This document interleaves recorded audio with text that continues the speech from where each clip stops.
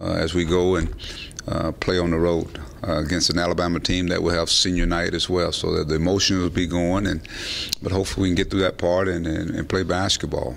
So it's going to be a tough ball game against a team that's going to be. I think they'll be charged up and ready to play. Anthony Grant will have those guys ready to play. When a shooter's having a slump, usually it lasts a game, maybe 3-4 games. For Antoine, a guy who struggled for that long to finally be coming around, is there something you can pinpoint with what's happening? I think he's slowing down. I think Ant's one of those guys that when he comes off that bench, I mean, he's engaged and he's eager to get started. And I think in the last few games he's kind of settled down. He comes in and gets something good, where he'll hit a shot in the lane or get in the rhythm. And I think maybe the game is slowing down for him a little bit more. But he's taking good shots. So he's one of those guys that he's capable of missing maybe 3 in a row, and you got to live with it. But he's capable of making four in a row. And I think now he's starting to get that confidence. That's all. And as a shooter, to answer your question, probably coming out and getting into a rhythm and getting more playing time and making shots. Is there something specific you were working on with him? Maybe mental shot technique, anything? Just got to grow up. That's all. No, he's good. He was good. He was good. Just something you got to go through. That's all. I mean, he started off the year shooting pretty good. He had a chance to sit down on the bench a few times, and he had to compete. So it's good to see him come out and impact and help this team. How do you get him to become a consistent scorer? I think he's ready now. I think he's been through some things now. I don't think he handled the success early. I don't think he handled it well, and so now maybe now he can understand a little bit more now. When we talk about just stay humble and hungry. What did he handle well? What did he not handle? The success. Early in the year he was shooting the ball really well. You remember that? He didn't handle all the hype, all the good vibes. Yeah, all that stuff you guys wrote about him, man. He didn't handle it well. No, just kidding. Just kidding. You got to remember, he's just a young player is what he is. He was a true freshman last year that played minimum minutes last year. So now all of a sudden now he's thrown into the starting lineup, and we got a lot of new faces. So it's part of that team. Guys understanding their role and what they bring to the team and where they fit in at. And I think we see a lot of things that are coming together now. You guys have won more SEC road games this month, or February, I guess, last month than you did the previous 2 years combined. I mean, it's been a pretty incredible turnaround. What's been the key to that? Well, I think if you look at this team, it's a new year. Early on, we were in the games we played, with the exception of the A&M game. I mean, our guys were competing. I mean, we were right there to win some games, and we just didn't finish. And so, and we talked about making plays, going down the stretch. We're in the game. We're competing. We're right there in the game. But what do you do to put yourself in a position to win? Now, it could be offense or it could be defense. And so now we're starting to make those plays, whether it be offensively or defensively, getting stops.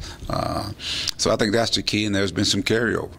Our guys are having a better understanding of what to do and making the right decisions going down the stretch. How much more confidence do you see these guys taking to Alabama than maybe, say, what they would have liked to A&M or to LSU? Well, we're at the end of the year, last game, and so that sense of urgency.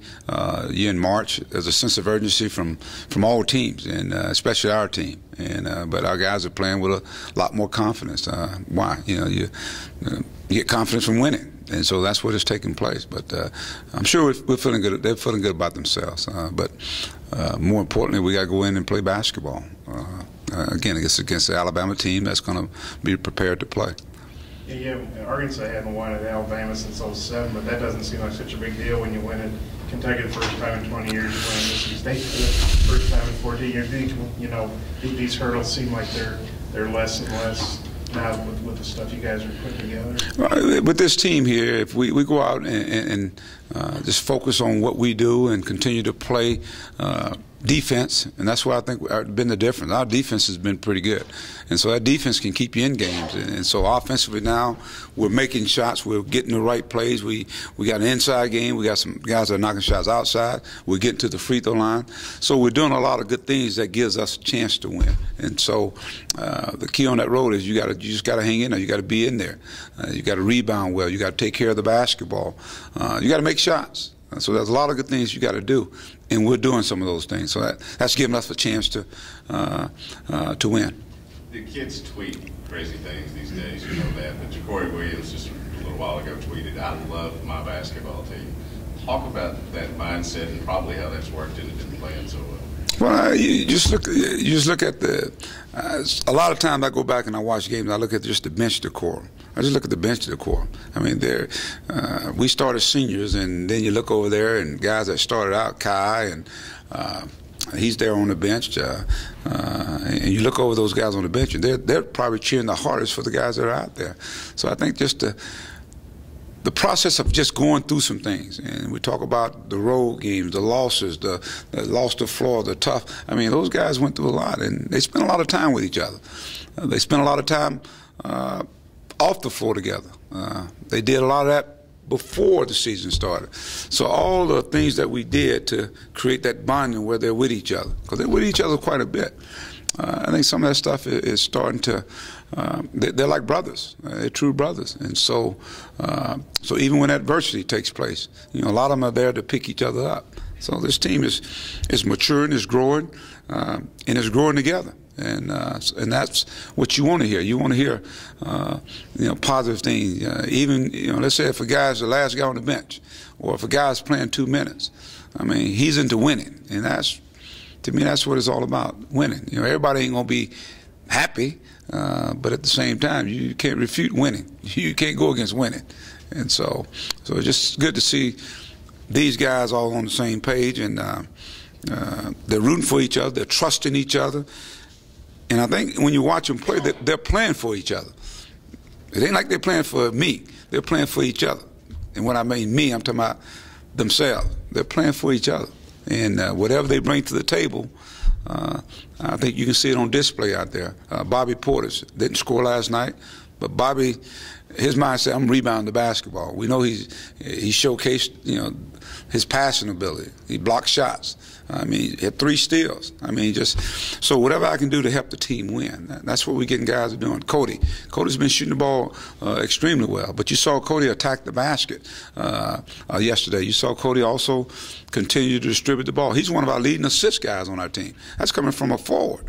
So the unselfishness is coming from a lot of different directions. Landis Harris, he's out there trying to take charges. Here's a guy that's blocking a lot of shots, but he's standing right there in the middle trying to take charges. So a lot of guys are really sacrificing themselves for the team. What would an NCAA tournament appearance do to show the momentum that this program has right now? We're just going in the right direction. I think progress. We're going in the right direction. As I say, every team, and I hope every team is playing right now, they're playing to get to the tournament. That's the mindset. But ours is just focusing on what we're doing right now. So when you talk about progressing, I think we're progressing, and we're progressing in the right way. There's still a lot of room for improvement for our basketball team.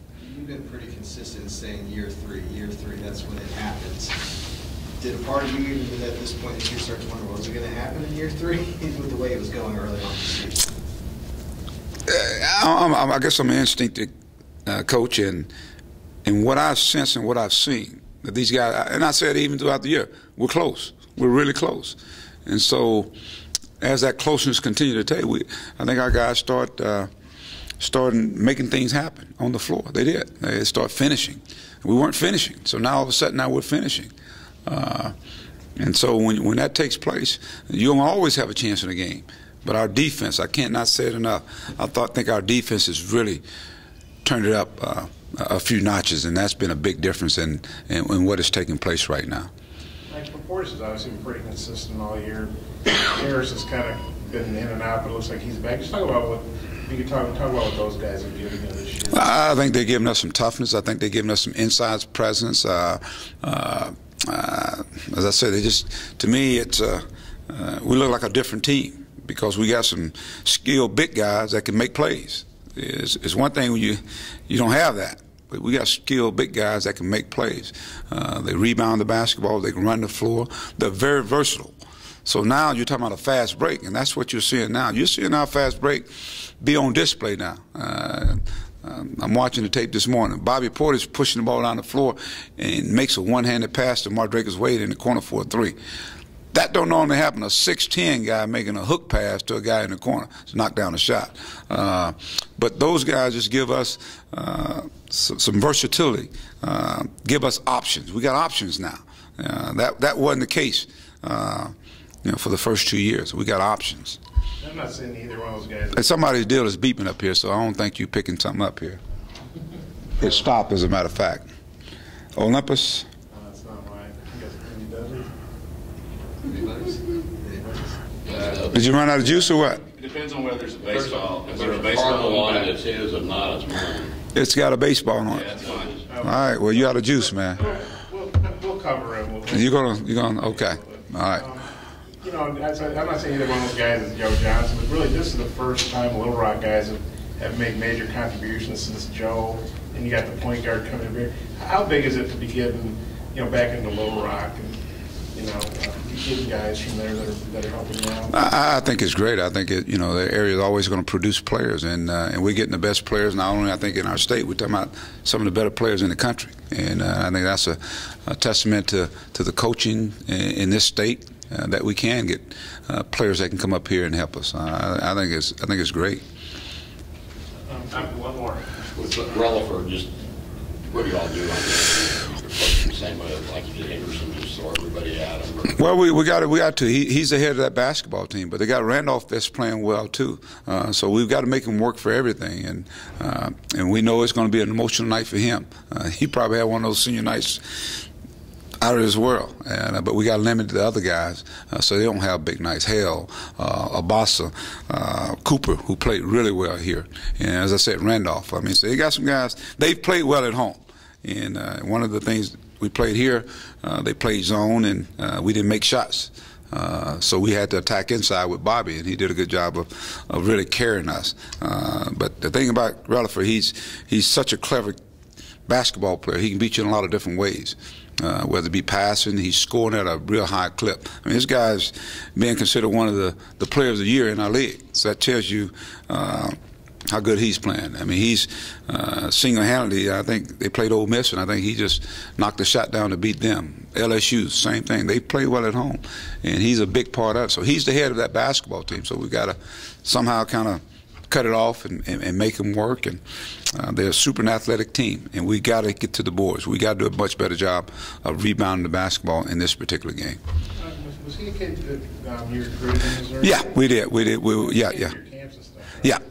Oh yeah. Knew him real well, and we, of course, we had some pretty good guards there at that time.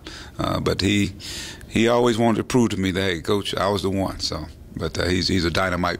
He's a great kid, great player.